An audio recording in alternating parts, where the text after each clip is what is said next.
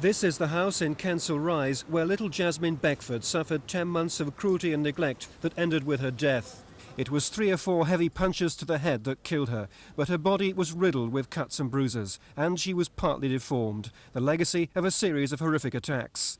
Attacks that apparently went unheeded by Brent social workers charged with her care and by neighbours who told us they'd no idea anything was wrong till the day the police arrived.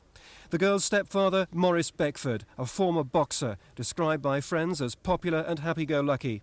At the scaffolding firm where he worked, half a mile from home, colleagues said he was a reliable employee. He was also renowned for his strength. Yeah, he was a very strong fella. Strong fella.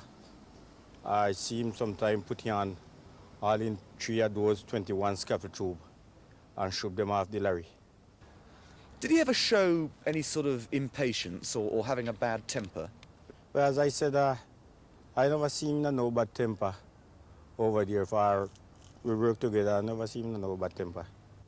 Throughout the final 2 years of her life, Jasmine was in the care of Brent Council, and yet during the crucial last 10 months, social worker Gun Wallstrom saw her just once. The court heard she'd been hoodwinked by the girl's parents.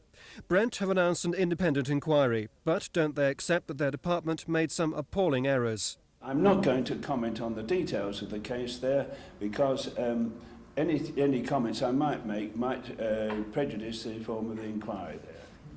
But do you agree with the evidence that emerged in court, that is, that your social workers were in effect hoodwinked by the parents? I have not been in court, so I haven't heard the evidence that has been given in court at all there.